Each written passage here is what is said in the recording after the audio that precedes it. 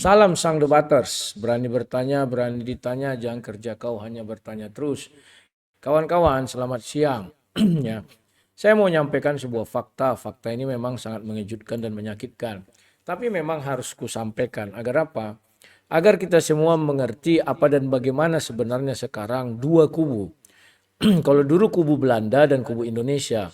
Sekarang kubu Amerika dan kubu Indonesia terhadap apologet yang Kristen di Indonesia, Oten di Amerika. Dibawa kepemimpinan Sob Katul Bekatul, wakil ketuanya adalah Edi Stipu, dan sekretaris jenderalnya adalah Udin Caikiti. Lengkap ya.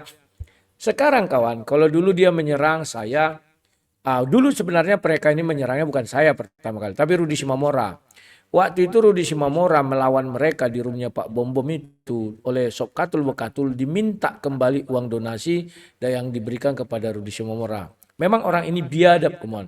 Kumpulan para biadab orang-orang ini semua ya. Nah, waktu itu saya bela Rudi Simamora.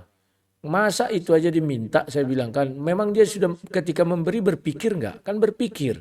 Kalau berpikir apa pikirannya? Bahwa dia ikhlas ya. Ketika dia senang sama Rudi Simamora ditolongnya. Ketika tidak senang dimintanya kembali. Kan lucu. Berarti donasi itu apa? Apakah itu uang titipan? Kan enggak. Uang yang diberikan dan menjadi hak milik oleh Rudi Simamora. Nah, sekarang Pak MKC sudah keluar bersyarat. Bebas bersyarat dari lembaga pemasyarakatan. Ingat kawan, jangan kita lupakan perjuangan Pak MKC berapologet. Beliau mati-matian berapologet sampai masuk penjara dan dikasih kotoran. Dia tidak takut sedikit pun. Berbeda dengan Sob Katul Bekatul teman-teman dan Edi Stipu yang takut lari terkencing-kencing ke luar negeri. Ya, sesampainya di luar negeri banyak kali gayanya. Kalian tidak mengizinkan kami berapologet. Kenapa bilang tak diizinkan? Buktinya saya, RK, dan lain-lain diizinkan bom-bom. Mana ada larangan untuk berapologet? Yang nggak bisa itu menghujat. Edis ini bukan memberitakan Injil. Kalau dia memberitakan Injil, takkan dia lari ke luar negeri. Tetapi dia hanya ingin menghujat, maka lari ke luar negeri. Nah, sekarang Pak MKC keluar masih bebas bersyarat. Dia belum bisa melakukan yang namanya berapologet secara penuh.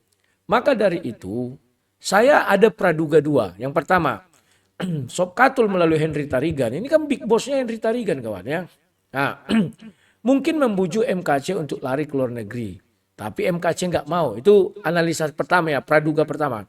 Praduga kedua adalah karena MKC tak mau, maka orang ini ingin membunuh karakter MKC. Kenapa? Kalau MKC di Indonesia, nanti Pak MKC balik berapologet, mereka khawatir donasi lari ke Pak MKC semua.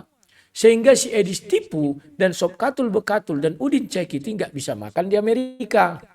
Orang ini kan itu lagi pengharapannya.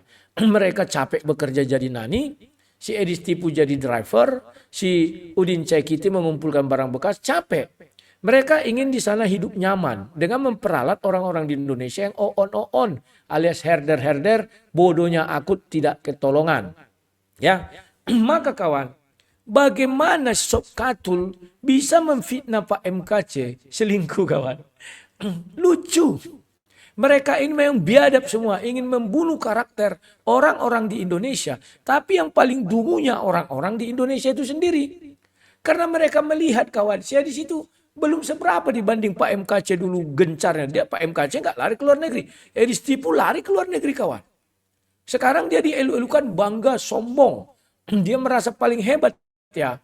Nah, ini kawan-kawan kita saksinya dulu video daripada siapa namanya MKC dan itu ya kita lihat dulu ini. Sabar ya. Kita saksinya dulu ya. Akan mendengarkan bersama kawannya. WA. Karena katanya boleh di koma. Saya bilang saya tahu etika. Makanya karena saya tidak punya nomor, maka saya masuk mesti gitu. Sekalian biar orang dengar yang fitnah itu. Gitu.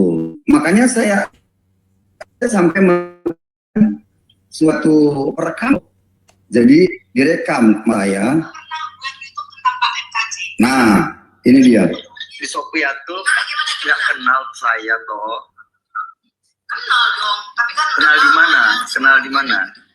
Kenal di mana? Ya dulu kan sering ke Typhoon. Oh itu maksudnya. Mm-mm. Oh begini.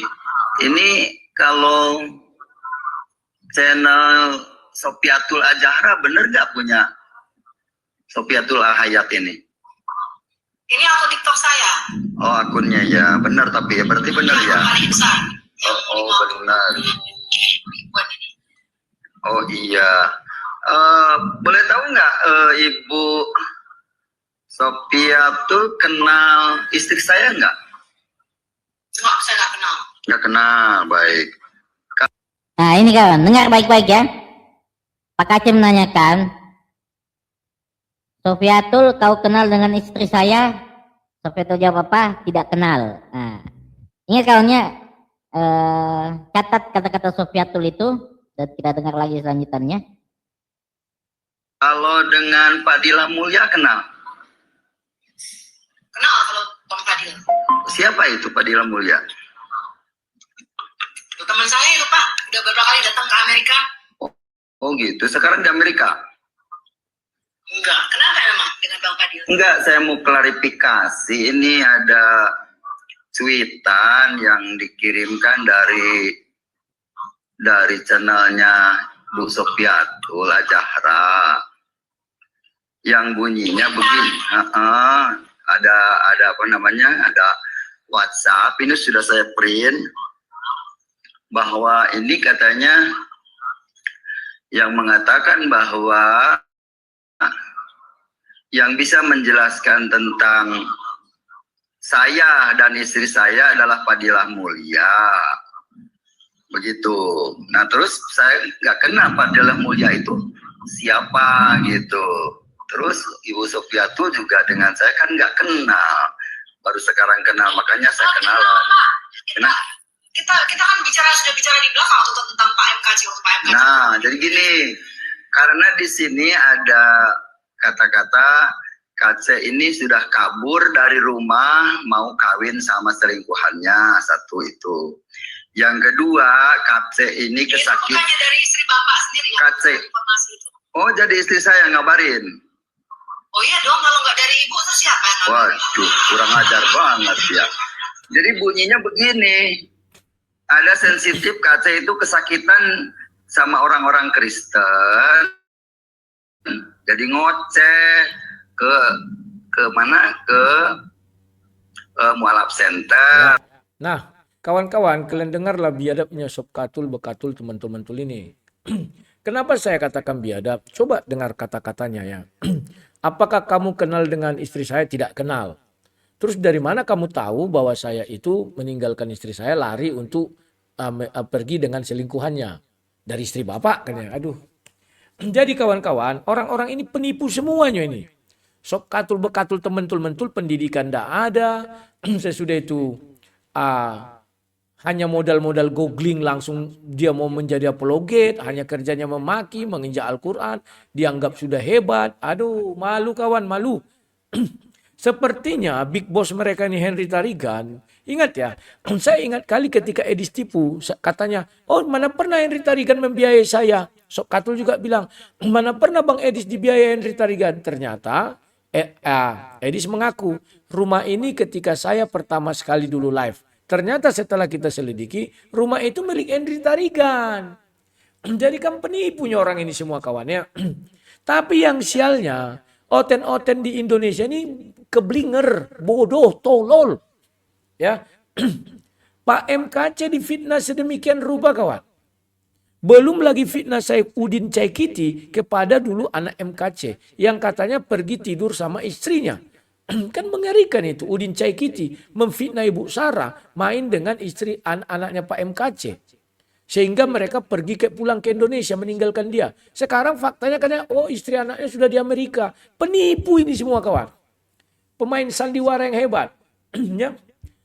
Mereka korbankan Pak MKC. Sekarang Pak MKC sudah keluar. Yang ditakutkan Sofiatul, Edis tipu dan Udin Caikiti.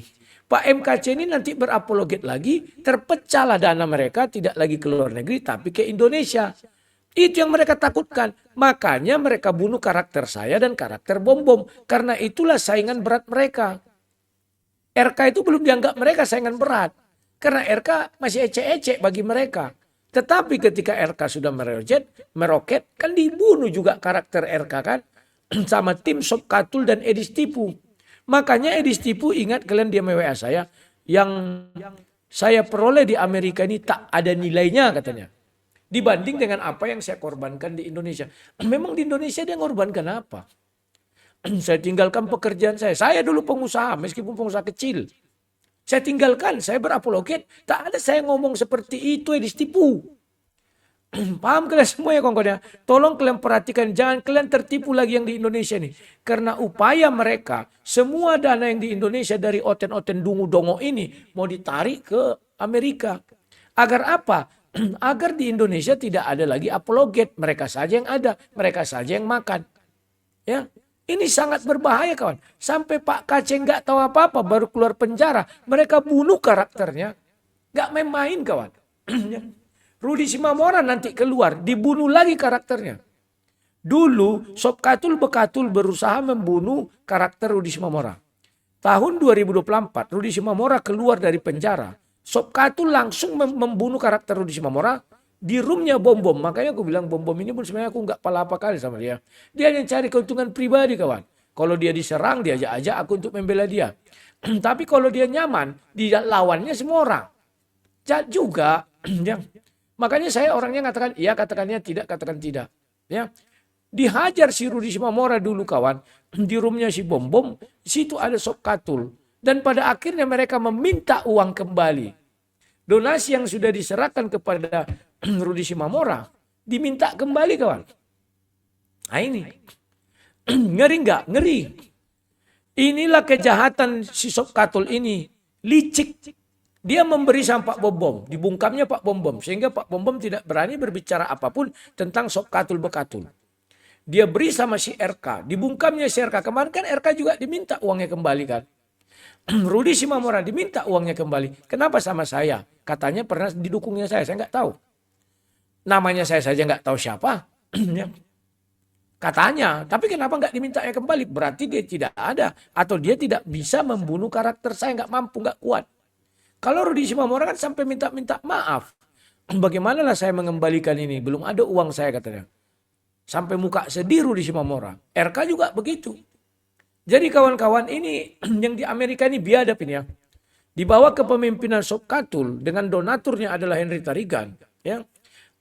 Edis sekarang dibawa ke sana. Edis ini wakilnya Sop Katul Bekatul. Edis tidak mau. Makanya dibilangkan rakus katanya.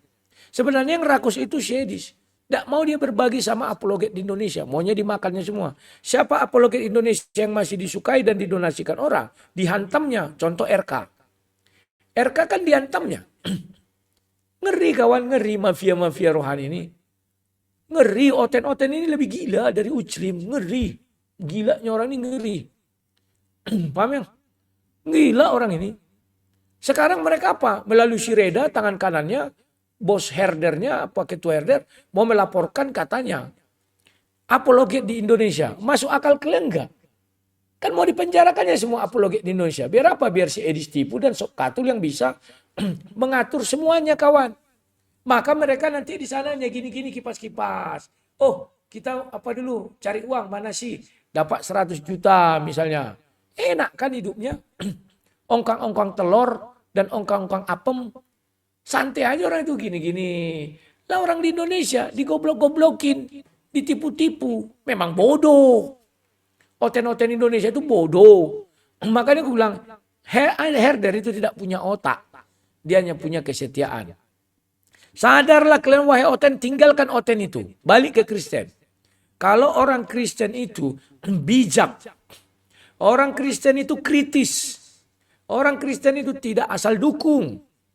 Orang Kristen itu mengerti mana yang baik, mana yang tidak baik. Kalau oten tidak punya otak, yang ada kesetiaan. Asal Islam dihujat, wah ini Tuhan kami.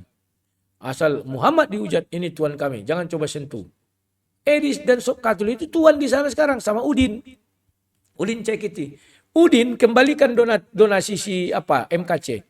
Udin sendiri mengaku dalam 3 hari dia kumpulkan 1,5 M. Ada nggak 1 M dikasih sama, jangankan berapa ya? Jangan 1 M, 500 juta dikasih sama MKC. Enggak ada. Ini jahatnya Udin Cekiti, makanya dia lari ke luar negeri. Biar tidak ketara dia melarikan uang MKC, pura-pura dibilangnya cabut 300 ayat dari Al-Quran. Ini liciknya Udin Cekiti. Paham kalian ya? Saya tahu kejahatan mereka. Paul Zhang juga tahu, makanya bilang Paul Zhang, kalau tidak dikembalikan uang donasi MKC, saya tidak maafkan kau, katanya. Bagaimana seorang Paul Zhang, Nabi ke-26 itu mampu mengatakan demikian? Karena dia tahu, saya juga tahu. Demikian juga Ucuk Bulu. Tahu dia MKC mau keluar, lari dia ke Australia. Karena kalau dia nanti masih di Indonesia, kami akan bersuara, tolong kembalikan Ucuk Bulu uangnya MKC. Jangan kalian kira nggak ada. Banyak kawan. Karena MKC ini lebih terkenal dari Rudi Simamora. Nah ini biar kalian tahu. Dan mereka mengumpulkan itu tidak ada kegiatan lain selain itu. Kalau saya dulu kan waktu itu bangun gereja, bangun rumah, segala macam ya. Oh kalau waktu zaman Rudi Simamora bangun gereja ya. Mulai 2023 sampai 2000 sekarang ya. Nah ini biar tahu kalian. Mereka nggak ada. Makanya si apa namanya itu yang kemarin itu Ucuk Bulu membuat laporan keuangan waktu itu kan. Sekarang dia lari ke Australia. Alasan dia apa? Oh nanti apa? Saya nggak bisa bersuara. Mana ada dia bersuara tentang kekristenan? Lantas yang ada apa? Dia ambil orang-orang murtadin, dipasarkan dia. Ini liciknya yang saya tentang dulu daripada si Ucuk Bulu. Saya kan tak setuju dulu. Kenapa kau jadikan mereka itu barang komoditas? Ya, kau jual-jual. Rekeningnya di situ berjejer. Rekening orang ini ada tapi habis itu dihapus. Kan licik. Sob Katul itu licik kawan. Dia memberi bukan karena ikhlas tapi untuk menekan orang itu. Siapa yang berhasil dia tekan? Rudi Simamora. Bom Surombom. Baru RK. Kalau saya nggak berhasil. Sampai sekarang coba kalian lihat. Berani nggak bom speak up tentang si Sob Katul bakal tidak berani.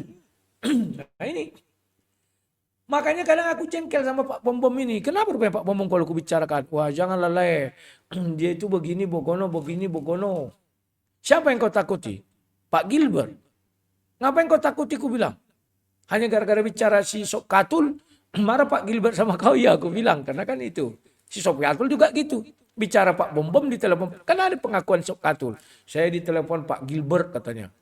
Makanya Sob Katul nangis-nangis di room. Entah di room siapa lah itu. Tapi ada Pak Bom di situ. Paham ya? Kadang saya sebenarnya bertolak belakang. Kalau hal. Ya katakannya tidak, katakan tidak dengan Bom. Tetapi kami tetap berkawan. Kenapa? Sama-sama diserang. Oleh herdernya Edis Tipu. Dan oleh Edis Tipu. Kalian tidak tahu di belakang ini semua Edis Tipu. Aduh.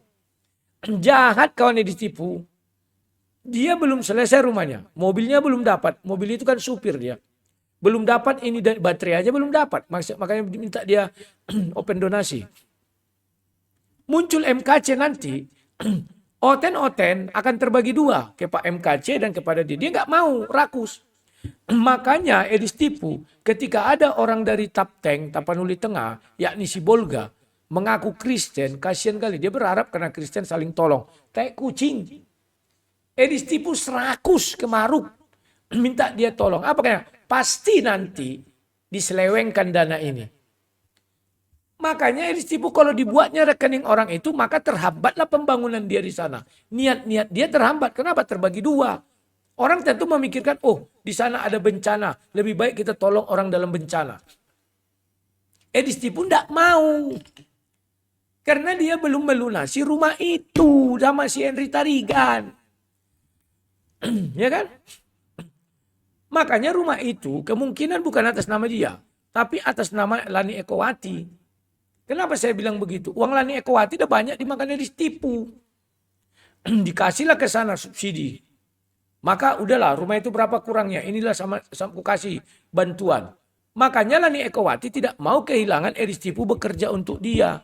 Sebenarnya Edis Tipu ini bekerja untuk siapa? Lani Ekowati. Lani Ekowati bekerja untuk siapa? Henry Tarigan. Itulah jenjangnya. Penipu kan. Buktikan ucapan saya bilang dulu. Yang membiayai Henry Tarigan. Apa kata Edis? Oh tidak. Sekarang sudah kita teliti rumah itu milik Henry Tarigan dengan Boru Simamora itu. Apa mau disangkalnya lagi? Bahwa benar Henry Tarigan yang mensuplai dana untuk Syedi Stipu bisa hidup di Amerika.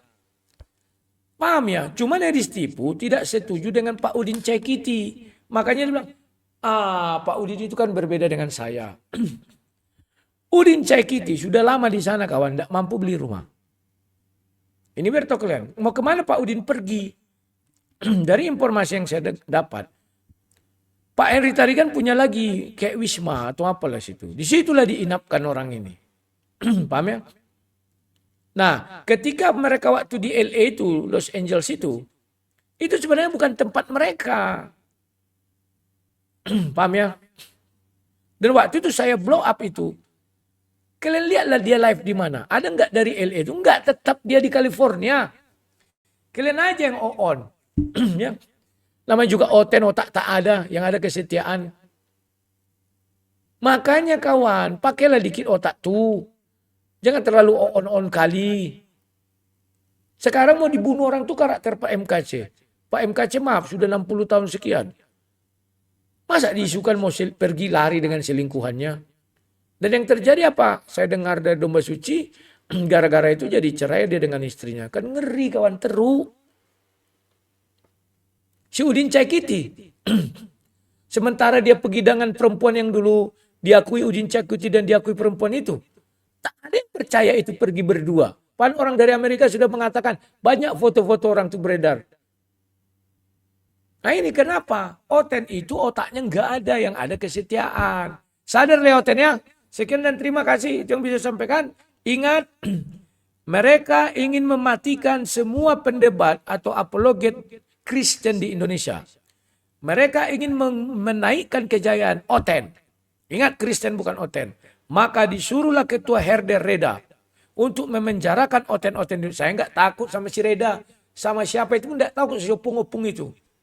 Saya nanti bisa tunjukkan keterlibatan dia dalam hal ini. Mendukung para hujater saya bisa tunjukkan nanti. Datanglah ke Indonesia. Usik saya. Reda juga datanglah ke Indonesia. Usik saya. Saya nggak takut dah saya bilang. Sampai pagi mereka live.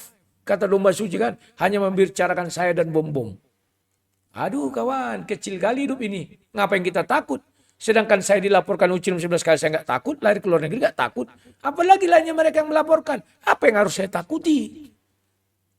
Karena bagiku hidup adalah Kristus, mati adalah keuntungan. Kalau tiba saatnya, saya pun tidak akan bisa menolak apa yang datang. Sama seperti Yesus. Jangankan saya, Yesus pun tidak mampu menolak ketika tiba saatnya. Paham ya Reda Marbun? Silakan, kau cari semua pengacara top untuk memenjarakan aku. Silakan Marbun, kalau ada uang kau ya. Tapi kok kere, masih minjam-minjam uang, ya. Kau kira mau si Francisca bantu kau? Dia aja juga kere. Aduh, kasusnya juga masih ada, lahan. Oke ya, jadi itu yang bisa aku sampaikan. Lebih dan kurang mohon maaf. Sampai jumpa. Salam dari sang debater. Waraslah, waraslah, waraslah.